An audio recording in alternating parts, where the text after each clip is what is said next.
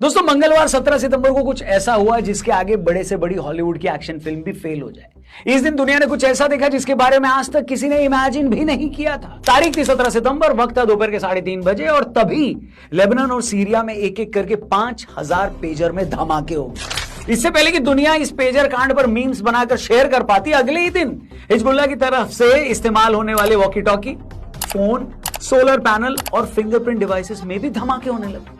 अब तक इन धमाकों में 40 से ज्यादा लोग क्या हो चुके हैं राहुल जी? खत्म। जैसे ये खबर और इससे जुड़े फैक्ट्स पता लगने लगे तो लोगों के दिमाग के परखच्चे उड़ गए। पता लगा कि जिन पेजर और वॉकी टॉकीज में ये धमाके हुए हैं उन्हें हिजबुल्लाह से जुड़े लोग इस्तेमाल कर रहे थे। हिजबुल्लाह ने 6 महीने पहले ताइवान की गोल्ड अपोलो नाम की कंपनी को 3000 पेजर का ऑर्डर दिया था। हिजबुल्लाह को लगता था कि अगर वो मोबाइल फोन का इस्तेमाल करेंगे तो इजराइल की खुफिया एजेंसी उसे हैक कर लेगी, इसलिए पेजर यूज करना सेफ होगा। मगर इजराइल को यूं ही अपने दुश्मनों का बाप नहीं ना कहते। मोसाद को भी पता था कि हिजबुल्लाह के ये चंपू पेजर का इस्तेमाल कर रहे हैं। खबर है कि मोसाद के एजेंट्स ने 6 महीने पहले ताइवान की उसी फैक्ट्री का दौरा भी किया था जहां ये पेजर बनते हैं। वहां उनकी क्या सेटिंग हुई किसी को नहीं पता, मगर इससे पहले कि ये पेजर हिजबुल्लाह के लोगों तक पहुंचते, मोसाद ने एक चिप के जरिए इन पेजर्स में 2 आउंस का विस्फोटक इसकी बैटरी के ऊपर फिट कर दिया। इसे ऐसे फिट किया गया कि किसी भी तरह की स्कैनिंग मशीन में पकड़ा ना जा सके। इसे इस तरह डिजाइन किया गया था कि इसमें कोड भेजा जा सकता था। 17 सितंबर को जैसे ही इसमें कोड भेजा गया तो पेजर में लगी लिथियम आयरन बैटरी गर्म हो गई। अब मोसाद चाहता तो डायरेक्ट कोड भेजकर भी इन पेजर्स में ब्लास्ट करवा सकता था, मगर इतने भर से उसका पेट नहीं ना भरना था।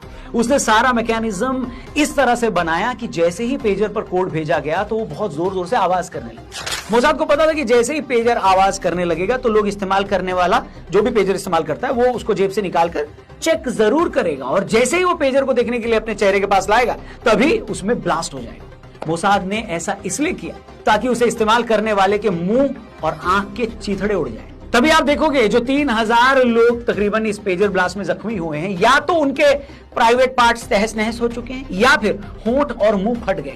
इतना ही नहीं, पहले तो इजराइल ने 21 लोग पेजर ब्लास्ट में मार दिए। फिर अगले दिन जब इन लोगों को दफनाने के लिए ले जाया जा रहा था तो उस अंतिम यात्रा के दौरान कई लोगों के पास वॉकी टॉकीज थे, उसमें भी ब्लास्ट हो गए। कई घरों में पड़े पुराने पेजर्स भी फटने लगे। हालांकि कुछ लोगों का यह भी दावा है कि जो फटे हैं वो पेजर नहीं है, वो हिजबुल्लाह के लोगों की।